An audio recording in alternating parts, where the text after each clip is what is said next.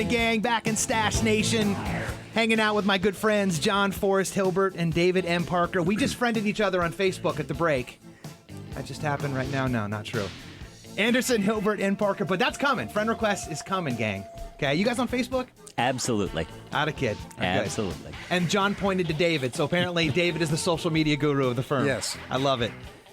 Speaking of social media gurus, this is your last chance to ask any question live to the esteemed gentleman here on the panel today over at our Twitter handle at Follow the Stash. What's up, Twitter? Streaming live right now. And by the way, if you want to catch this show rebroadcast, like you grab in the last segment in the car, you're like, hey, those guys sound pretty cool. Go over to secretstashradio.com and you can catch this and every other episode we've done before it as well. So, gang, like I said before the break, I feel pretty complete about what we covered so far. But maybe there's one stone that we left unturned.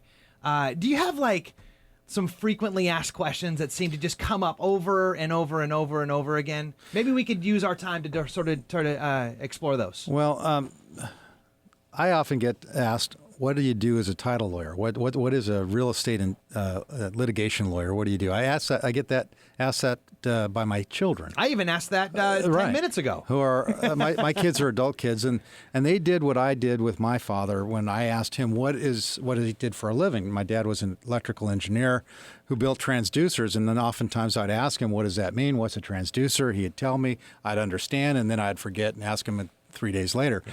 I feel like I did that with my kids. Dad, what do you do as a real estate lawyer? And I'd tell them, I do title insurance, I would do easements, and it'd start to bore them to tears. You see the eyes glaze over, and they're very interested, and they understand, and then they forget and ask me again. So what we do is not all that glamorous, but we do pride ourselves on trying to help people through some tough disputes when it comes to their real property or their business disputes. We do partnership disputes and other kind of business disputes too.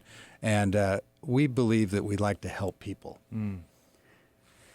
Frequently asked questions. Yeah, that's a good frame, right? Is how does the story end? I mean, when you're in a dispute with your neighbor, what people don't know is how the story plays out. And it's our job to figure out the facts and to explain to people how the law applies to their set of facts and what the likely outcome is going to be. And so when we can help people really understand how the story is going to end or is likely to end, that's when you're in a position to really help them solve their problems, because you know where this is going. You've been with it long enough. You find out that there are two sides to every story, and you can help people understand the other side's position, walk a mile in their shoes.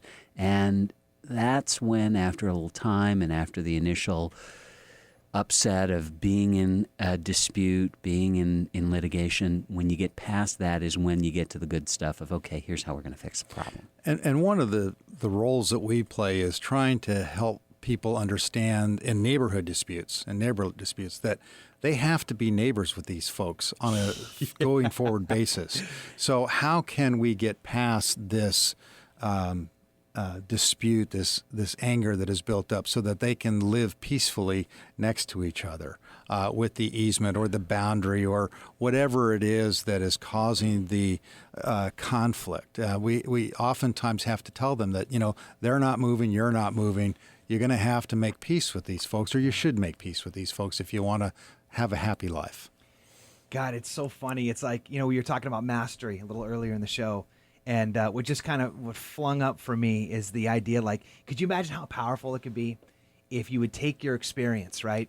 And it's almost like, and correct me if this isn't true for you, but you could probably call exactly what's going to happen with a slight little deviation here and there on day one, almost every single time, how it's going to end, right? That's kind of what you were saying earlier. Absolutely. How cool would it be if you could almost like have like a movie and you're just like, okay, let me show you how this is going to go. And it just like takes them all the way through, and then they find themselves at the end. Because, I know that somebody much wiser than me said that the greatest gift one human being can give another in this life is the gift of clarity. Because with clarity, you can create vision, and you can't achieve anything in this life unless you got a vision to get there first. So that's an incredible, critically important step in the process, is to have that vision to go, oh, this is how it's going to end. And I got to imagine it's going to disintegrate the hubris quickly Yes. Right? Because everybody's like, Roman soldier on day one, and then they're tattered and beaten by the end. Wouldn't it be nice to know what that felt like first so you could make more educated choices on day one? Absolutely. And that's part of our job is to empathize with the client who is very angry or at their neighbor, for example, but to also start the process, because it is a process of educating them that this too will pass and we will get through this. We will figure out a legal and factual and a solution to the problem. There's a part of the truth of this, which is everything that you need to know, you actually learned in kindergarten. So once you can get past the emotions, once you can get past the tantrums and show people how this is going to come out, that's truly when you can settle a case, because you get past the pride, you get past the anger, and you get to clarity. You get to that point of, okay, now I can make a decision, because I couldn't before because I was in the emotions of it. Right. With the correct part of your brain, not just the emotional one, right? Exactly. I love that thread. So maybe we can squeeze one more out of this. So maybe if that's alpha, what's the beta most frequently asked question you guys deal with?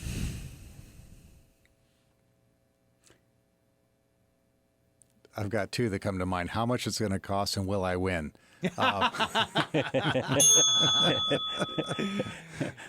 Yeah. And the answer to both is it depends. Yeah, right. Yeah. That's good. Give you one for that too. Yeah. What about this? We played out the money thing a little bit earlier. So what about the, obviously it's a rhetorical thing, but what would you answer to that? It depends. That truly is the answer, because we can't control either the ultimate outcome or the cost. We can predict those things, and we do our best to predict those things. But as David mentioned earlier, a lot of times the answer to those questions are dictated by the personalities of the clients, both the other side and your client, the personalities of the lawyer, the personalities of the judge, and if it goes to trial, the personalities of the jury. So there's a lot of, getting back to a theme that we talked about earlier, uncertainty in the process. And that's why we try to give clarity so that an informed decision can be made as early as possible, and so that you have an efficient, inexpensive outcome. I love that. While we have a great trial record, I think it's important to answer your question to tell you that most cases, the vast majority of cases, settle. So if you consider a win a compromise, you need to understand that 90+% of your cases are going to result in solution, where nobody wins outright, but everybody gives something up. Yeah. And I would say, Guy, after learning from you guys today, by the way, you left me better than how you found me, so I know that Stash Nation is digging this. But we talked about disclose. I think that what came up for me is that there's always three sides to every story. You guys really, there's the one person, the other person, then the middle is the truth. And when you're going to go through this space, don't withhold the truth from your guys, from your team. So first you got to hope that you choose the right team, right? That's an important part of it. But then give them the opportunity to be able to actually do their job. Because if how you start is usually how you finish, right? So if you start off on that lame sort of lack of trust game where it's like, I'll tell them what the version that I want them to fight for me versus the truth, that's got to be directly proportional to how well the outcome goes, is it not? Absolutely, and that's a real problem when that happens for us, because we don't know how to, as David says, script the case and plan the case, because if there are surprises later on, it really throws everything into chaos. Well, that's exactly why you two gentlemen are here today, so that if you're in a situation like that, you don't go through chaos.